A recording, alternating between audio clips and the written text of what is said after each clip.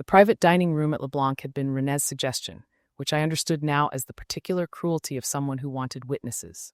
12 people around a table set with crystal and white linen and the good champagne, the kind that arrives in a bottle with a name I recognized because Rene had taught me to recognize it, in the early years when I had believed that being taught things by him was a form of intimacy. He had always been generous with his knowledge in those days, patient in his explanations of wine regions and vintage years, and the subtle differences that separated the excellent from the merely very good.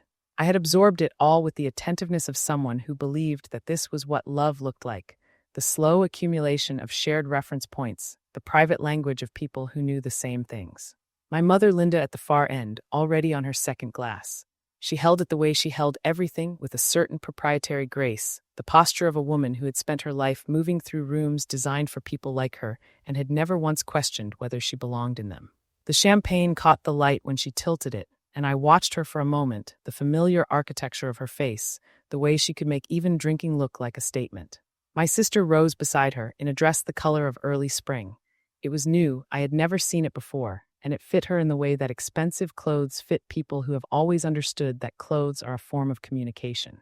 The color softened her, made her look younger than 37, made her look like someone who might still be surprised by things. I noted this without yet knowing why I was noting it. Mary from the office, who had been my friend long enough to know when something in a room was wrong before the room itself understood it.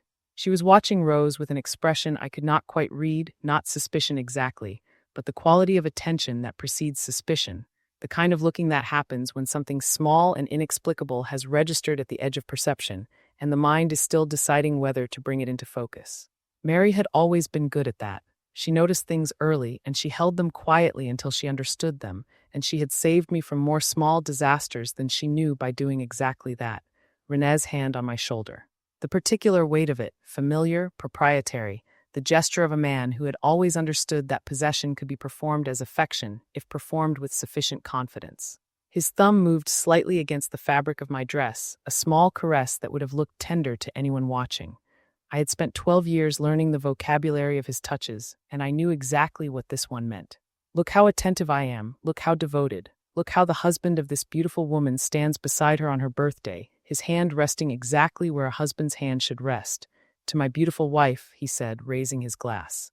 Happy birthday, darling, I smiled. I had been practicing the smile for 6 weeks. The smile was not false. This was important. I had realized during those 6 weeks the distinction between something performed and something false. What I felt for Rene on the night of my birthday was not love, but it was also not nothing.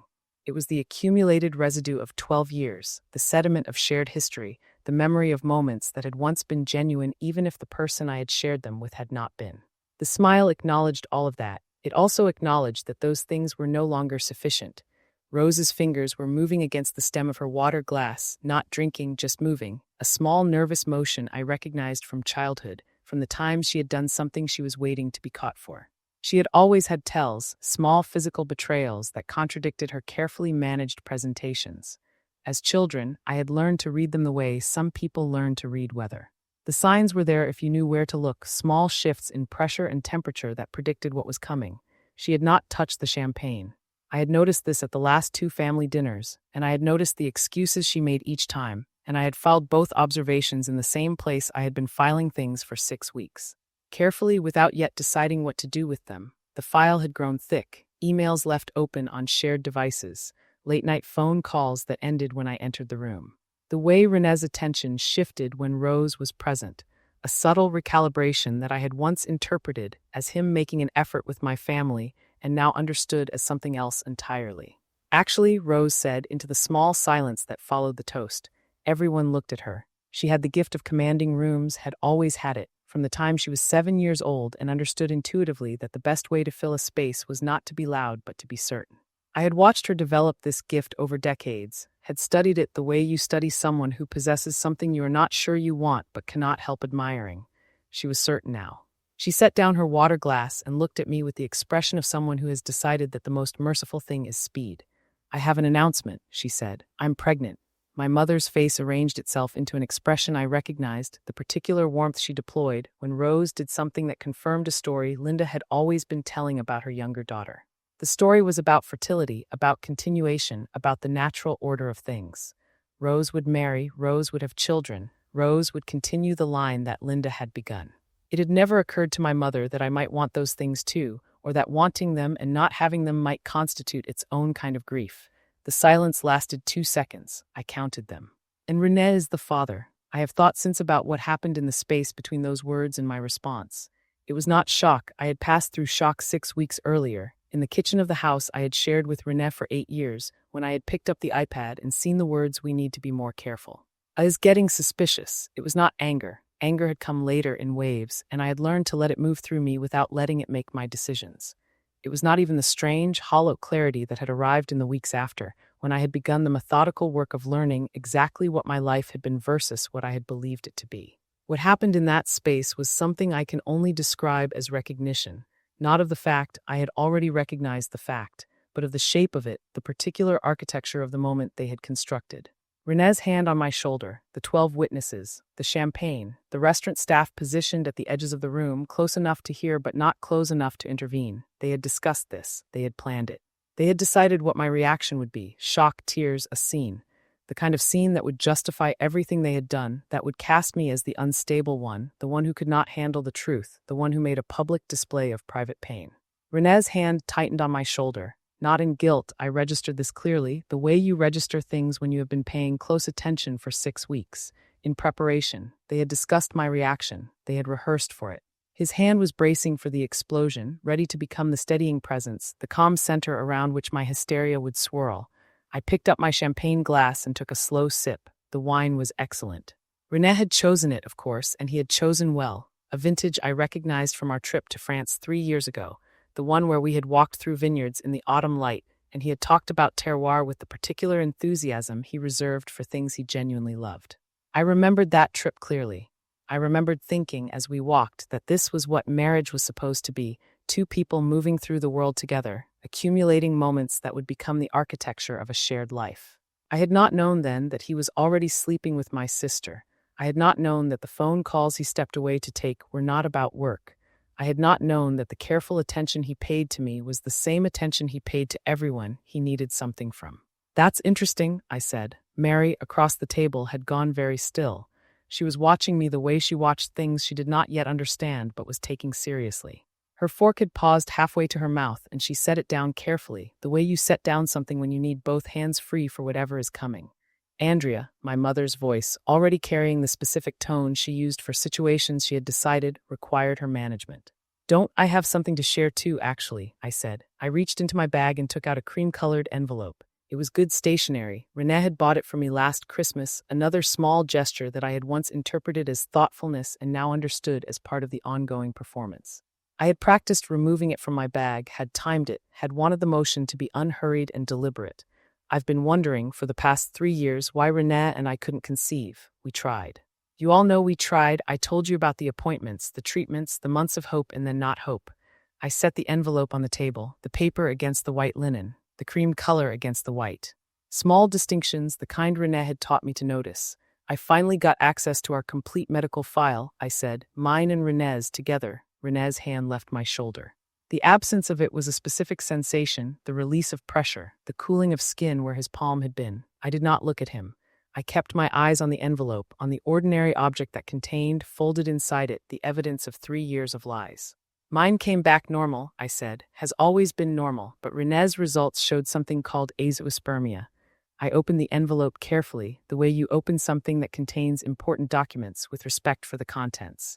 0 sperm count, completely and permanently infertile. The fork that hit the plate was Mary's. I heard it as if from a slight distance, the specific sound of someone losing control of something they were holding.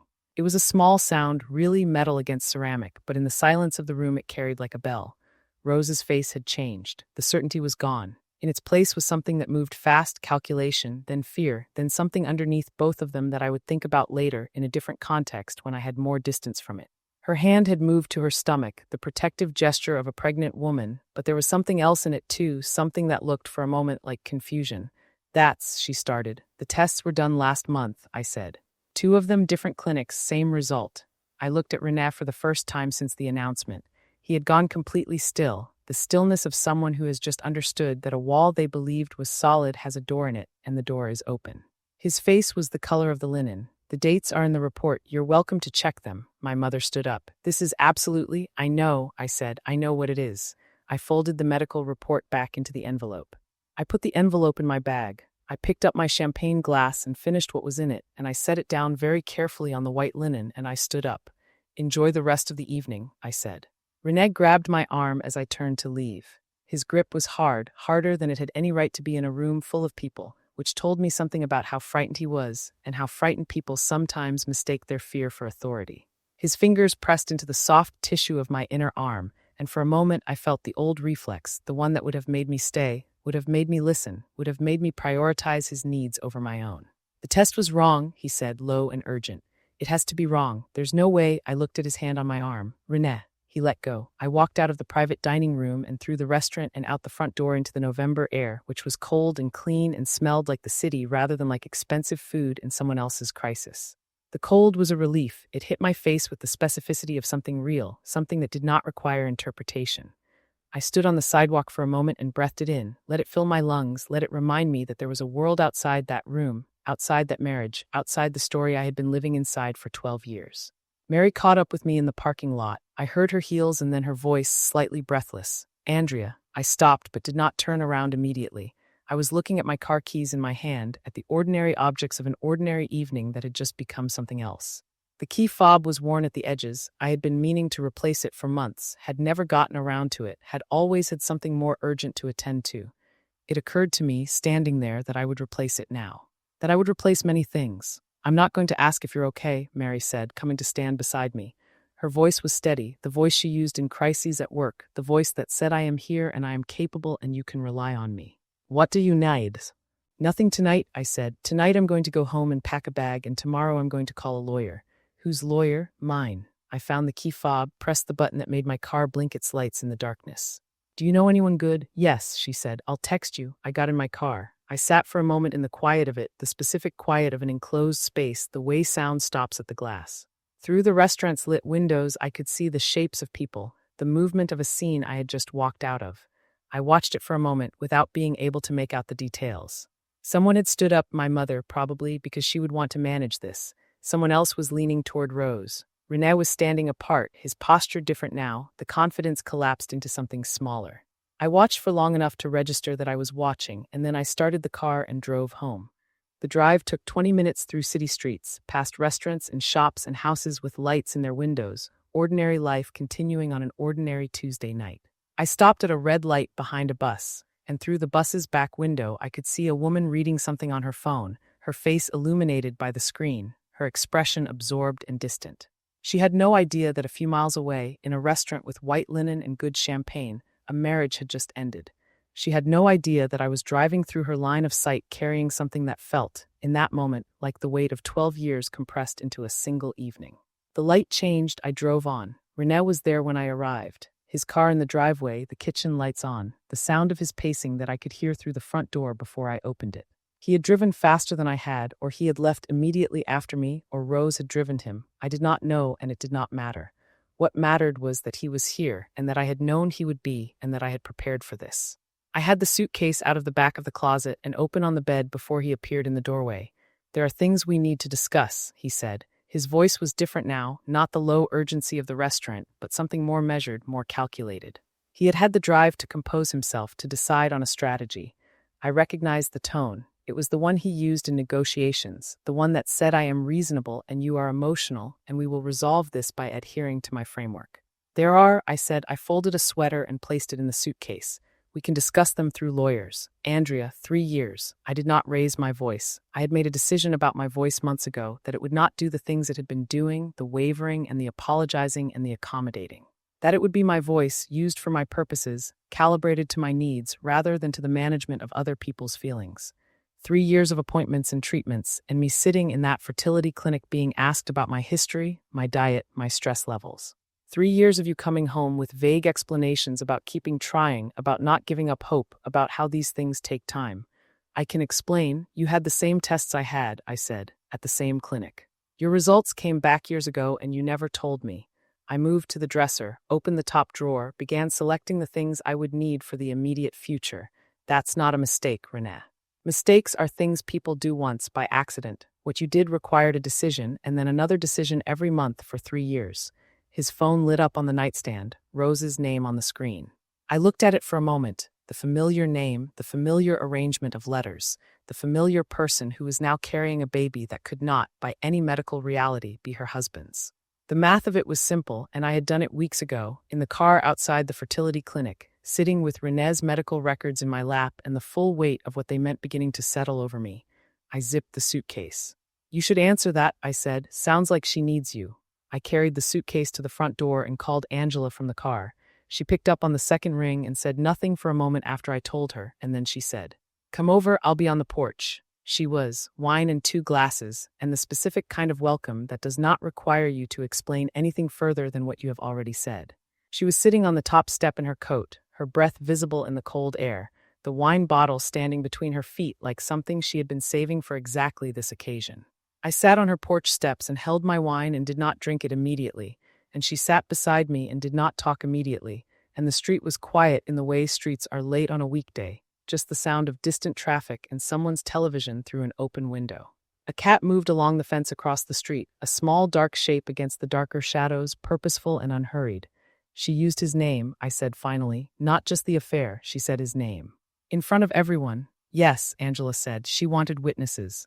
Yes, I drank the wine. It was good, the kind Angela bought when she was not planning to share it and then shared it anyway because someone who needed it showed up. A red wine, heavy and warm, the kind that fills your mouth with something that asks to be attended to. They thought I would fall apart, I said. Angela looked at me. Did you? Not in the restaurant. And now? I sat with the question, honestly, without deciding in advance what the answer should be. The wine was doing something in my chest, a slow warmth that spread outward from my stomach.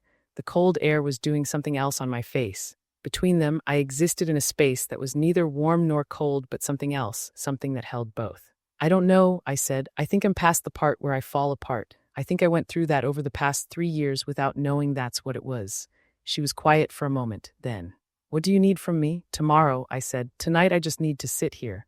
We sat there for another hour. The street settled into its nighttime quiet. The wine finished. The cat came back along the fence in the other direction, having completed whatever circuit it was making. Neither of us moved to go inside, and neither of us talked much, and it was enough. Rene and I had met at a work conference 12 years ago, which was not a romantic origin story in any conventional sense, but which had been, at the time, exactly what I needed. A person who arrived in a context I understood and who made sense within it. I had been 29, old enough to have stopped believing in the kind of love that arrives like weather and young enough to still want it. The conference was in Chicago, 3 days of panels and networking events, and the particular exhaustion of being on in professional settings for longer than is natural. I had given a presentation on the second day, something about financial modeling in emerging markets, the kind of topic that sounds more interesting than it is, and he had been in the audience. He approached me afterward. During the Q&A, his question was intelligent, specific, the kind of question that demonstrates engagement rather than the kind that demonstrates the asker's intelligence at the speaker's expense. I remembered that. I remembered thinking, here is someone who pays attention. He was good at his job, VP of finance at a mid-sized firm, the kind of competent that communicates itself through results rather than self-promotion. He had a quality of attention that I had mistaken for years for genuine interest, and that I understood now as something more instrumental. The attention of someone who is very good at reading what people need and providing the appearance of it. He had been attentive to me in the specific ways I had been most easily moved. He remembered things I said. He asked questions that built on previous conversations, creating the impression of continuity of a person who was accumulating a detailed and careful understanding of who I was. When I mentioned in passing that I had grown up in a house without much warmth, not meaning it as an invitation, just as context, he remembered it weeks later, asked me how that had shaped me, listened to my answer with his whole attention. I had believed for a long time that this was love. The wedding was small, 100 people, which Rene had called small and I had called large, and we had compromised on a number that made neither of us entirely happy. Rose was my maid of honor. She had helped me choose the dress, had held my hair back when I got nervous the morning of, had stood beside me at the altar with the expression she wore when something mattered to her more than she wanted to admit. She gave a speech at the reception. Warm, funny, a little sharp in the way her speeches always were, the humor just edged enough to communicate that she was the most interesting person in the room without quite saying so. She talked about growing up with me, about the ways we were different and the ways we were the same, about how she had known Rene was right for me because of the way he looked at me when he thought no one was watching. I cried. It was that kind of speech. She and Rene had always gotten on well, which I had read as evidence of his good judgment, and which I read differently now. They had the kind of ease that comes from genuine liking, the kind of shorthand that develops between people who enjoy each other's company. He laughed at her jokes. She asked his opinion about things. They talked about books and movies and the kind of cultural detritus that filled the spaces between more serious conversations. I had been glad of it. I had thought, he fits. He fits with me and he fits with my family, and this is what I have been looking for. The difficulty with a retrospective reading of a marriage is that every remembered detail becomes suspect. The holiday where Rene had suggested inviting Rose because she was between things and could use the company. The work dinners where he had mentioned, casually, that Rose had called for advice about something. The evenings when I had been at the clinic or working late or otherwise absent and had come home to find that Rose had stopped by and stayed for dinner. I had told myself then that the closeness between them was evidence of something good about my marriage. That Rene wanted family around him, that he was capable of warmth, that I had built something that attracted rather than repelled the people who mattered to me. I had been grateful for it. I had thought it made my life easier, having them get along so well. The email had ended that particular story. I had found it 6 weeks before my birthday, on the shared iPad, opened by accident or by the specific carelessness of people who have been getting away with something long enough to become less careful. Rene had been in the shower. The iPad was on the kitchen counter, and it buzzed with a notification, and I looked at it without thinking, the way you look at anything that makes a sound in your peripheral vision.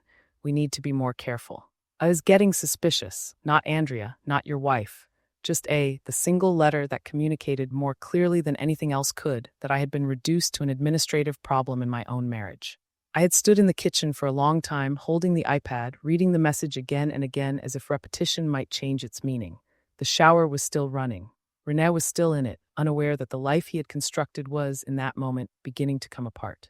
I thought about going to him, demanding an explanation, forcing a confrontation. I thought about calling Rose, hearing her voice, giving her the chance to explain. I did neither. Instead, I set the iPad down exactly where I had found it. I made coffee.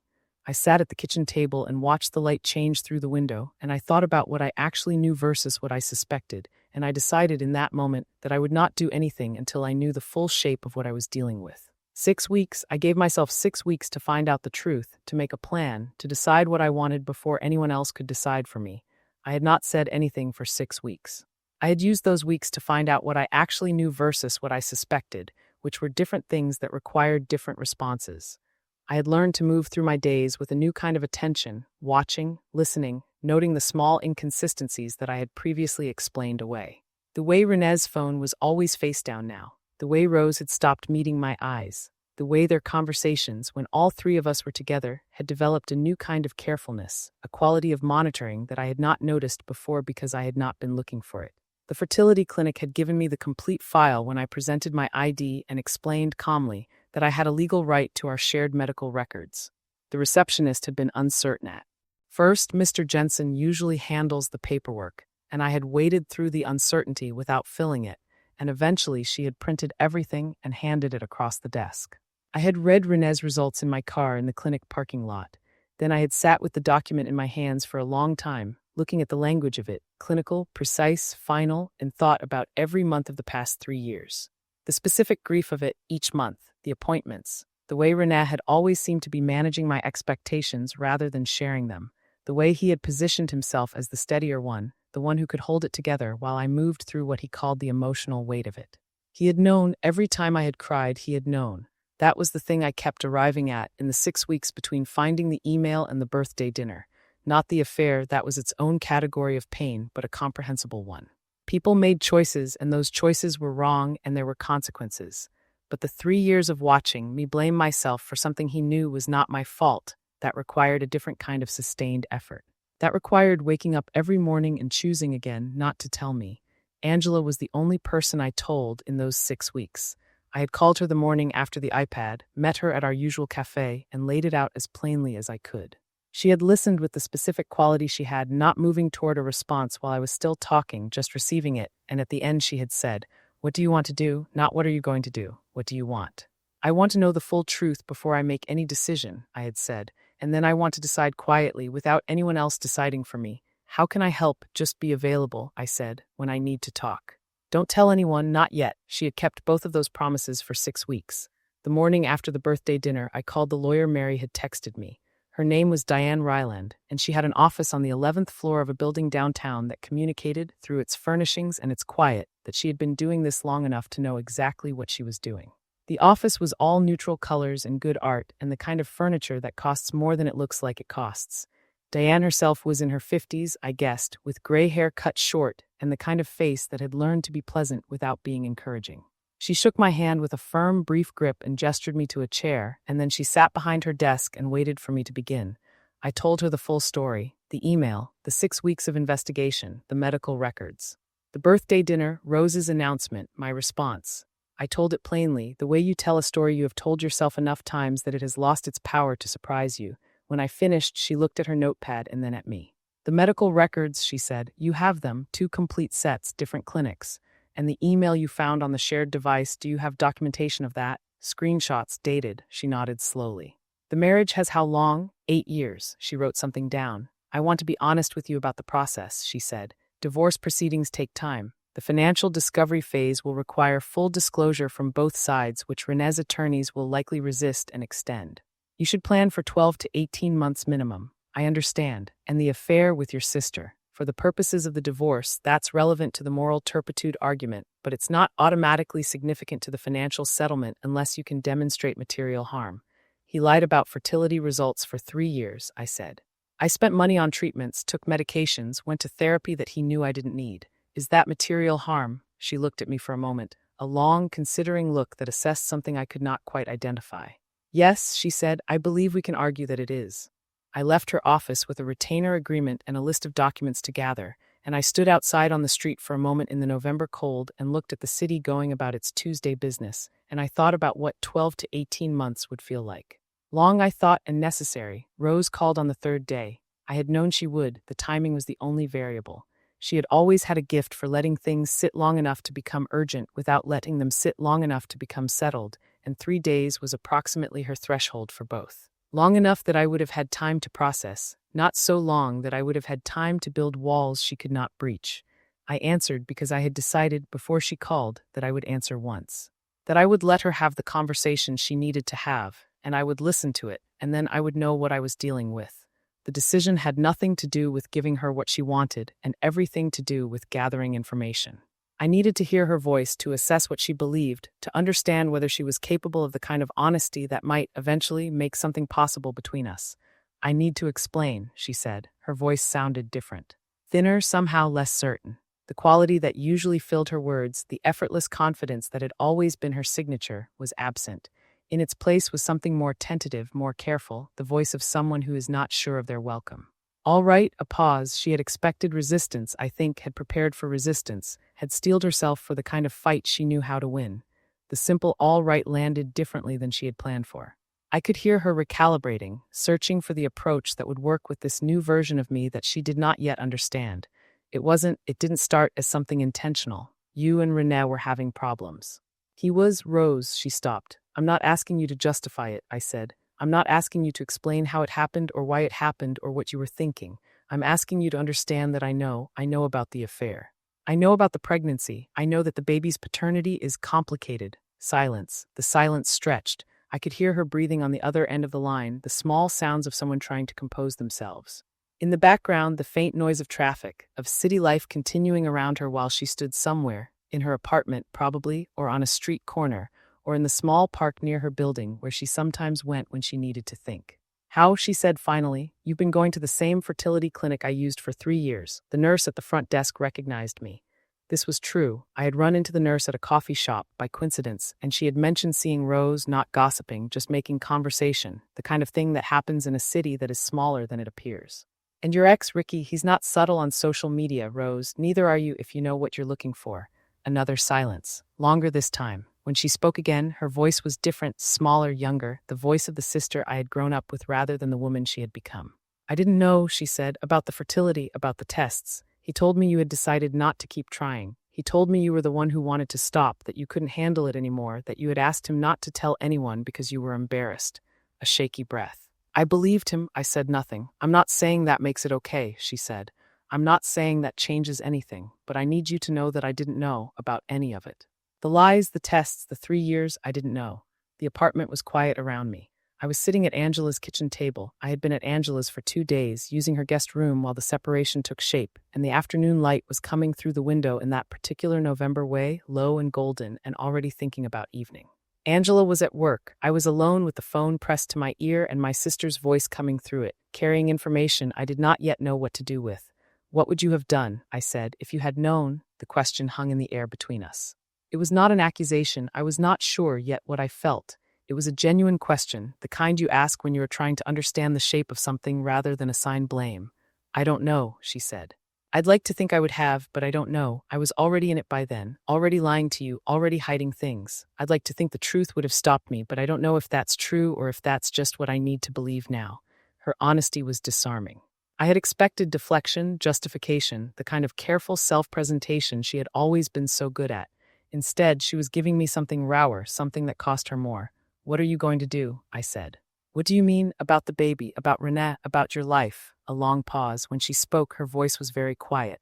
I don't know. Ricky wants to try again. He says he doesn't care whose it is. He wants to raise it with me. He's been better than I deserve these past few days, showing up, not asking for anything. And Rene, I don't know, she said again. He's been calling, texting, I haven't answered. I don't know what I would say. I thought about Rene's hand on my shoulder at the restaurant, the weight of it. The way he had braced for my reaction, had prepared for a performance that never came. I thought about the 3 years of watching me cry, of holding me while I grieved something he knew was not my fault. I thought about the email as getting suspicious, and what it meant to reduce me to a single letter in the story of their affair.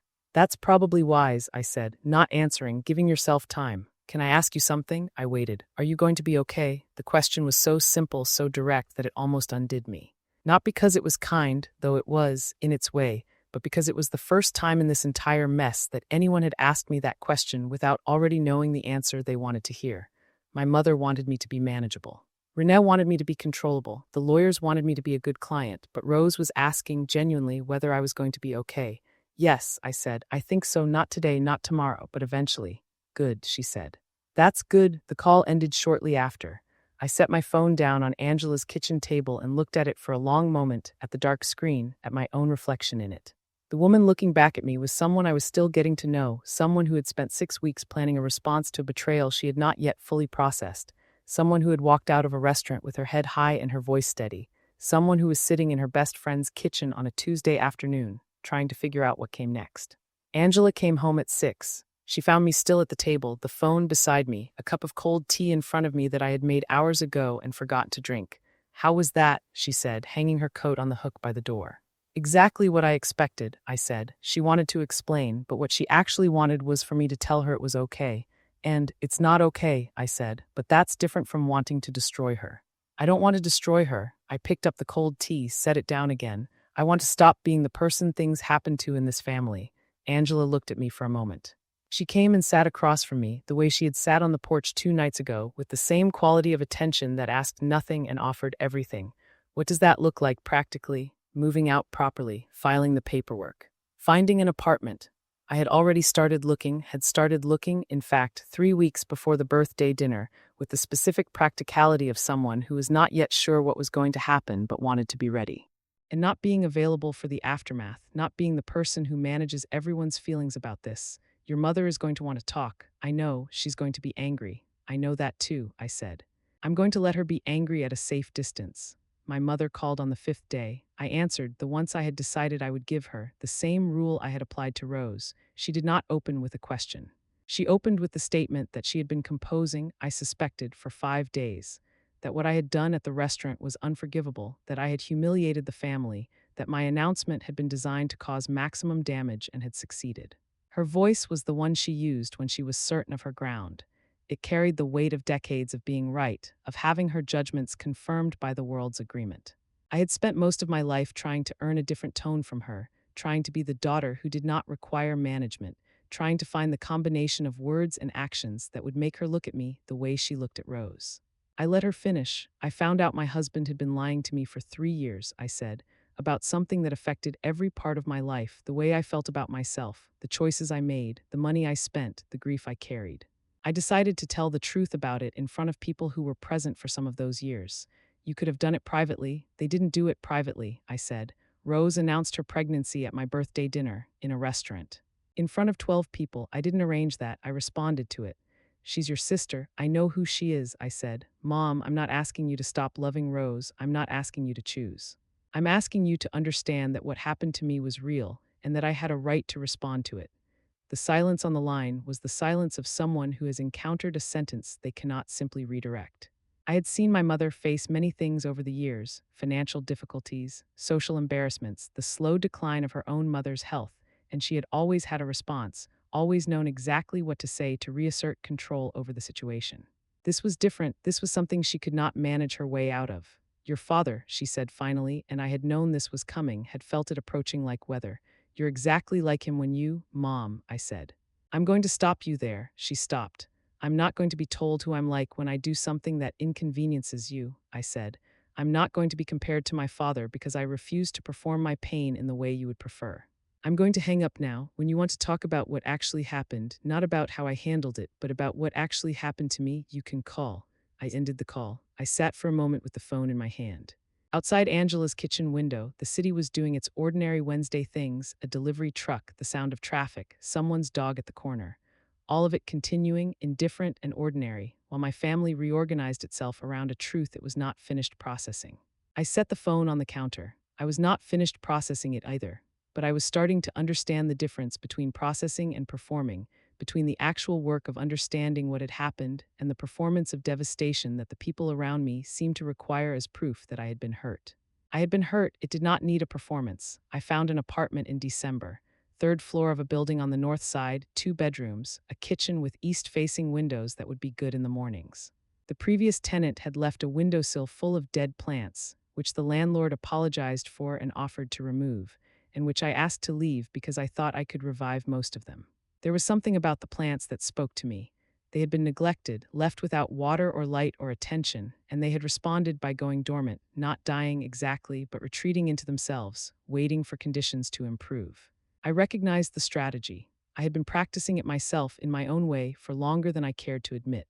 I moved in on a Saturday with Angela's help and Mary's, and we carried boxes up 3 flights of stairs and ate takeout on the floor when we were done, and it was the best Saturday I had spent in longer than I could clearly remember. The apartment was mine, not ours, not shared, not temporary. Mine. The walls were bare and the furniture was minimal, and the kitchen had drawers that stuck in windows that whistled slightly in the wind, and I loved every imperfect inch of it because it was mine. Rene did not contest the separation immediately. Diane had told me to expect this, a period of non-engagement while his legal team assessed the situation, and I had used the period to provide Diane with everything she had asked for. The medical records, the screenshots, the documentation of 3 years of fertility expenses paid from our joint account. I had also used it to begin the slower work of understanding what I wanted my life to look like when this was over. The joint account expenditures, Diane said at our second meeting, combined with the documented deception regarding the medical results, give us a strong argument for compensatory damages.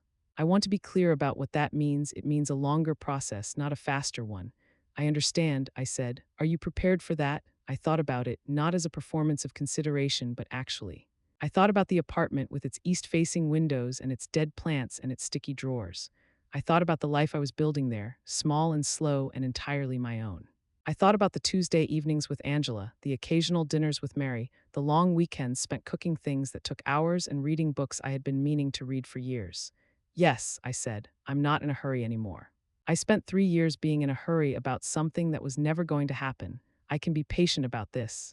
She looked at me with the expression she wore when something a client said surprised her. Most of her clients, I imagined, were in a hurry. Most of them wanted the process to be over, wanted the money to be settled, wanted to move on to whatever came next. I understood that impulse. I had felt it myself in the early weeks when every day felt like an endurance test and the end seemed impossibly far away. But something had shifted. The urgency had drained out of me, replaced by something slower and more sustainable. The divorce would take as long as it took. The life I was building would continue while it did. They were not separate things. One was happening inside the other, contained by it but not defined by it. All right, she said.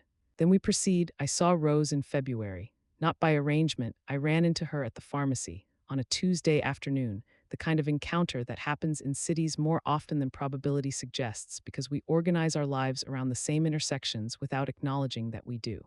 She was at the end of an aisle and I was coming around the corner and we both stopped. She was visibly pregnant now. For months, by my calculation, the bump passed the stage of ambiguity and into the unmistakable.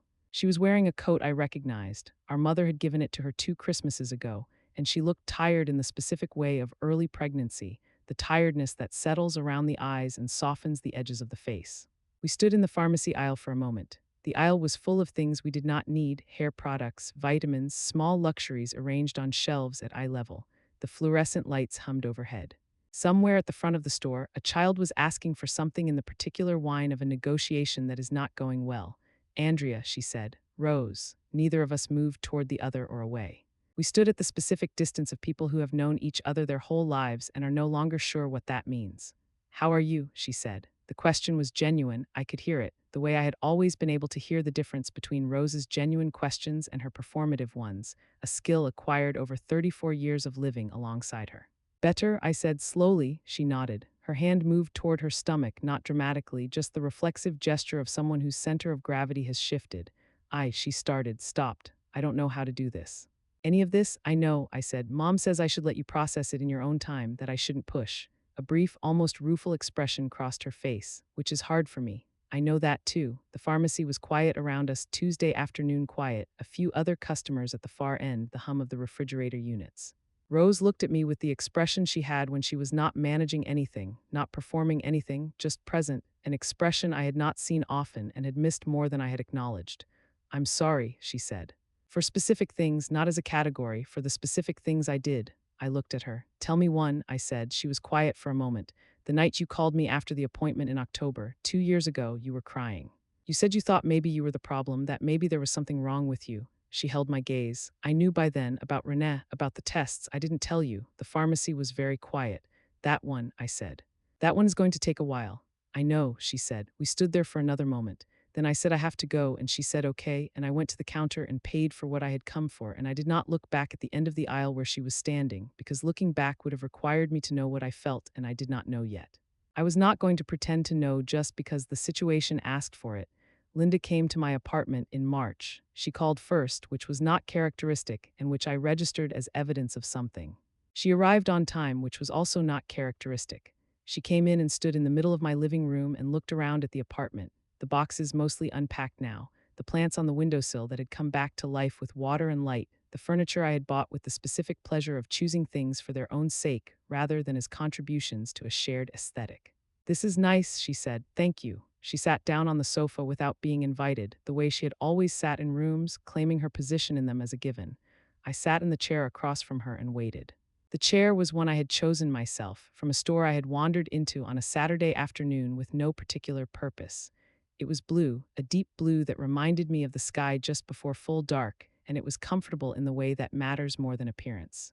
I had bought it without consulting anyone, without considering anyone else's preferences, and every time I sat in it, I felt a small satisfaction that had nothing to do with the chair itself. I owe you something, she said. This was not what I had expected.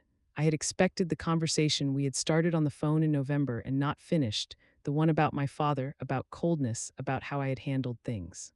I had prepared responses to that conversation, measured and clear, the kind of responses Diane Ryland and I had talked about in the context of the divorce, but that applied more broadly to this. I've been thinking, Linda said, about what you said about being your scapegoat. I did not fill the silence. I don't think I was doing that deliberately, she said. I want to be very clear that I don't think I knew that's what I was doing. But she pressed her lips together briefly. Knowing that I didn't intend it doesn't change whether it was real. I looked at her. My mother was 63 years old and had been beautiful her whole life in the way that had always preceded her into rooms, and she was still that, but she looked different in my living room than she had ever looked anywhere else. She looked like a person rather than a matriarch. The lines around her eyes were deeper than I remembered, the hands in her lap were still elegant, but the skin over them was thinner, more transparent, showing the blue veins beneath. Rose told you to come, I said. Rose suggested I come. I decided to. She held my gaze. Those are different things. They are, I said. I helped her hide it, Linda said. Not the affair. I didn't know about that until the dinner, but before. When she came to me with concerns about the relationship, I told her what she wanted to hear rather than what she needed to hear. I told her Rene was devoted to you. I told her to leave it alone. She looked at her hands. I chose easy over true. The apartment was quiet. The plant on the nearest windowsill, a small succulent that had been completely desiccated when I moved in and was now putting out a tentative new growth at its center, caught the March light. I had watered it that morning, had noticed the new growth with the particular satisfaction of something you have helped along. I'm not asking you to forgive me, Linda said. I'm not sure that's something I've earned. But I wanted to say it plainly, without the way I've been saying things to you for most of your life, which I recognize now as being very rarely plain. I sat with this for a moment. What does Rose need? I said practically. Right now, my mother looked slightly surprised by the question. Ricky has been around more than I expected. I think he's trying. A pause. She's scared. The pregnancy is healthy, but she's scared. Of what? Of being alone with it.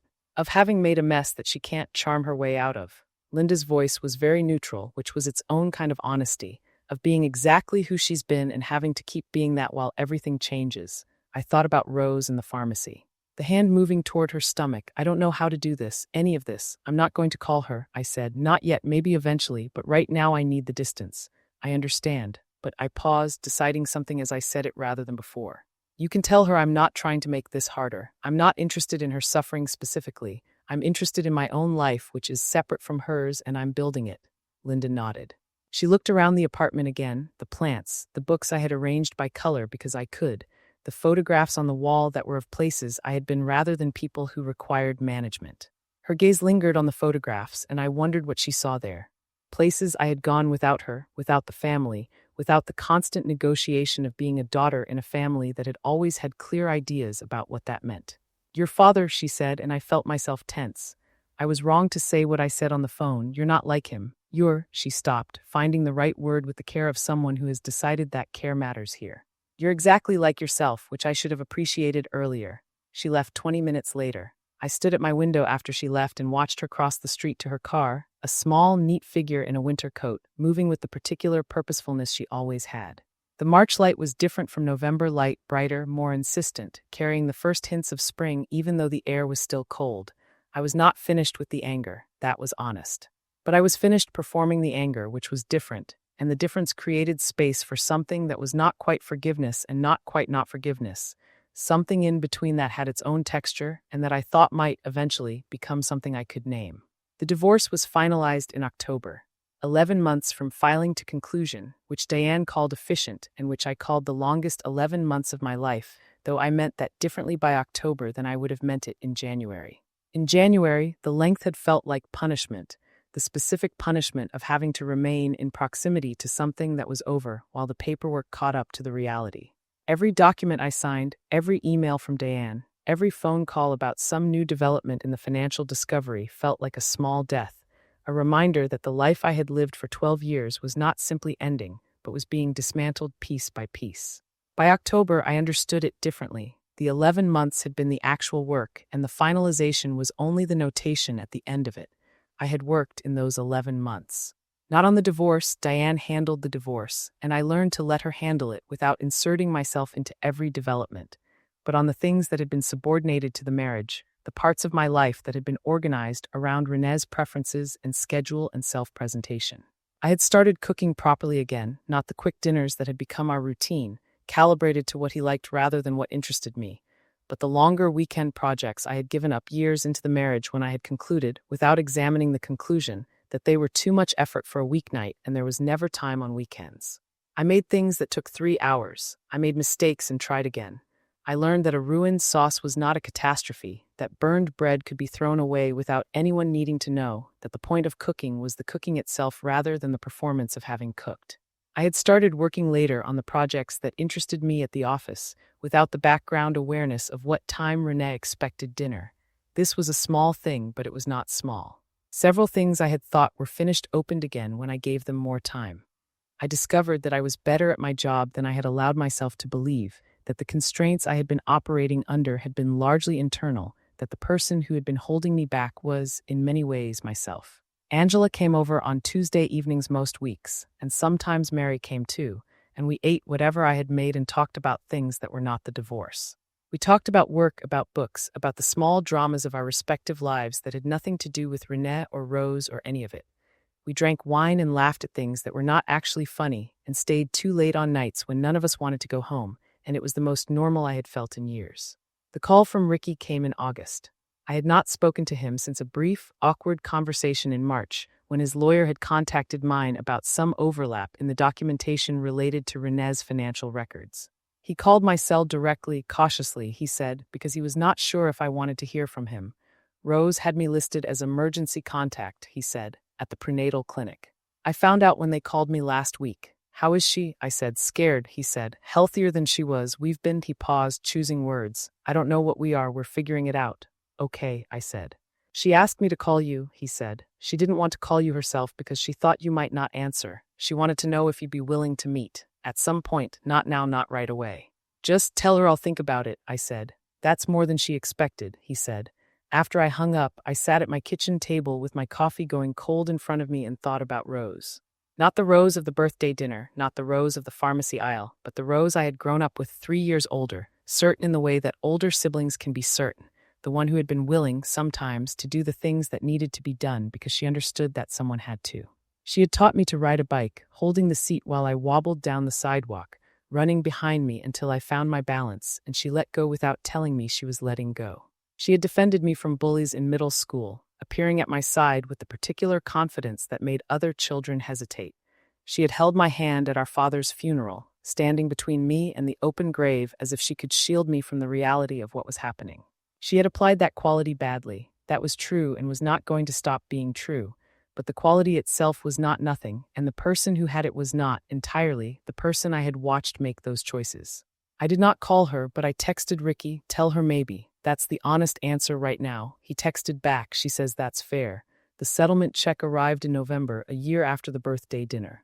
Diane had negotiated it from the joint assets and from the documented damages, the fertility expenses, the forged loan in my name that had emerged during financial discovery, 3 years of treatments paid from our shared account on the basis of a lie. The number was not 7 figures. It was enough to pay for the apartment outright for 2 years, to refund the savings I had spent on treatments that had never had a purpose, to give me the specific financial stability of not needing to calculate. I deposited it on a Tuesday morning and then went to work. And at lunch, I walked to the park near the office and sat on a bench and ate my sandwich and watched the November light on the water, and I thought about nothing specific for 20 minutes. The water was gray, the way it gets in November, with highlights of silver where the sun caught it.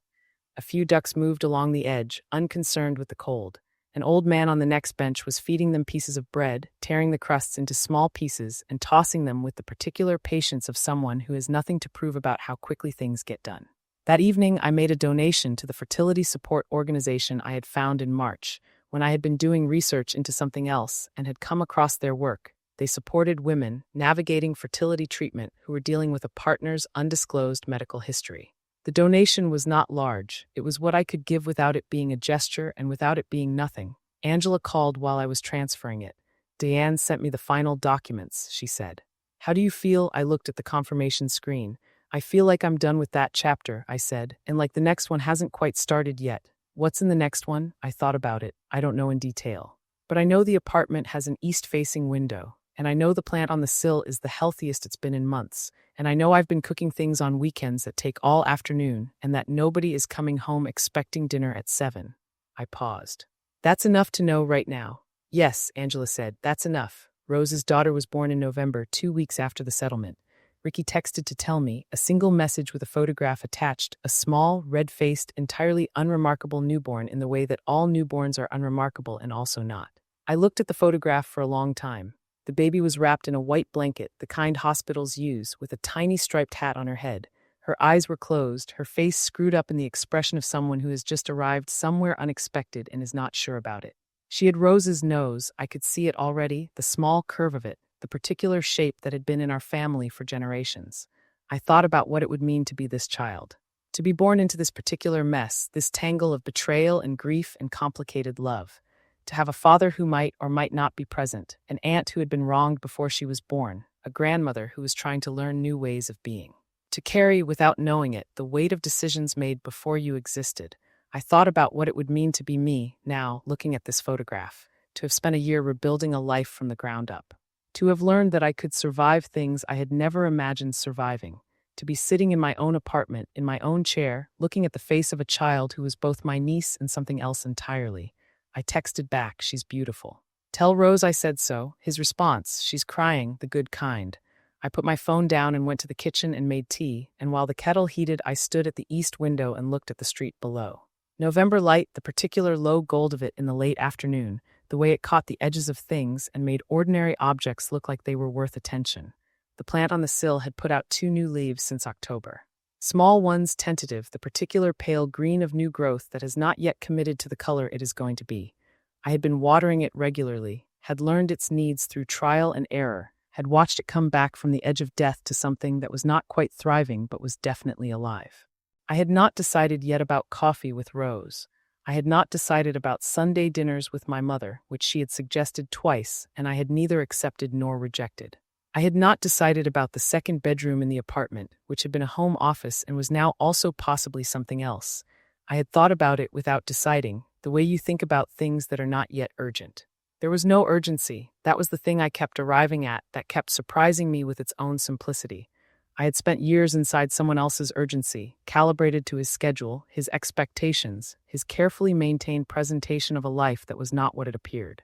The urgency had become so familiar that I had stopped noticing it was external. Now the apartment was mine, and the morning was mine, and the east window belonged to no one's preference but the plants on the sill, which required light and were getting it. The kettle boiled, I made my tea, a chamomile, the kind you drink when you want to be calm rather than awake, and carried it back to the window. The street was quieting down, the end of the workday, people returning to their own apartments, their own lives, their own small rituals of evening. My phone buzzed, "Angela, dinner tonight. I found a place with a 3-hour tasting menu." I typed back, "Yes, give me the address." I turned from the window and went to get my coat, and the apartment held its ordinary quiet behind me, the small sounds of a space that has been lived in long enough to have found its own rhythms, the heat through the vents, the traffic outside at a comfortable distance, the particular silence of a room that does not require anything from you. I closed the door behind me, the lock caught with the solid, ordinary sound of something that fits exactly right. The invitation came in the mail, which felt deliberate, not a text, not an email, but something that required addressing an envelope, buying a stamp, walking to a mailbox. Rose had always understood the power of doing things the old way when she wanted them to land differently. First birthday party for Alina. Saturday, November 15th, 2:04 p.m. Our house. No gifts, just presents, our house. She and Ricky had bought it in June, a small place on the east side with a yard and a porch and room for a child to grow. I had driven past it once accidentally and had seen Rose on the front steps with the baby in her arms, and I had kept driving because I was not ready. I was not sure now whether I was ready. I held the invitation for a long time. The paper was thick, the kind you buy from a stationery store rather than a drugstore. The handwriting was Rose's, the particular loop of her R, the way she dotted her I's with a small circle, a habit she had never outgrown from adolescence. She had addressed it to me personally, not to Andrea in the generic way of formal invitations, but to Andy, the nickname she had used when we were children, the one only she had ever used. I set it on the kitchen counter and went about my Saturday. Farmer's market in the morning, the usual routine of choosing vegetables and talking to the people who grew them. Coffee at the cafe on the corner, where the barista knew my order now and started making it when she saw me come in. A long walk through the park, the November light doing its particular gold thing, the leaves mostly gone from the trees, and the sky that particular pale blue of late autumn. I thought about Alina. I had seen photographs, Ricky sent them regularly, a careful stream of updates that asked for nothing in return. She was walking now, or something close to it, pulling herself up on furniture and taking tentative steps with her hands held. She had Rose's dark hair and Ricky's smile and a quality of attention that reminded me, in ways I did not entirely understand, of myself. I had not met her. This was a choice I had made and remade over the course of the year, each time deciding that I was not ready, that the distance was still necessary, that there would be time later. The decision had felt right each time. But lately something had shifted, a softening at the edges, a curiosity that was not quite the same as forgiveness but was not separate from it either. I called Angela that evening. She invited me to the birthday party, I said. Alina's first. What did you say? I haven't said anything yet. A pause. What are you thinking? I looked around my apartment, the plants on the windowsill thriving now, a small jungle of green against the glass. The books on their shelves arranged by color because I could. The blue chair where I sat every evening, reading or thinking or just watching the light change. The life I had built slowly, carefully, one decision at a time. I'm thinking that I don't have to decide anything tonight, I said. I'm thinking that I can hold the invitation for a while and see how it feels. That's a good answer, Angela said. I'm also thinking, I said, that I might go.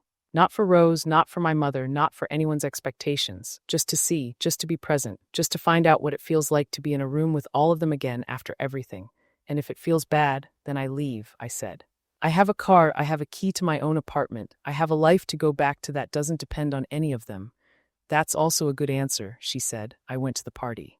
I drove myself on a Saturday afternoon in November, through streets I knew and streets I didn't, until I found the house on the east side with the balloons tied to the mailbox and the small cluster of cars parked along the curb. I sat in my car for a moment before getting out, watching the house, watching the people moving behind the windows. Then I got out and walked up the path and knocked on the door.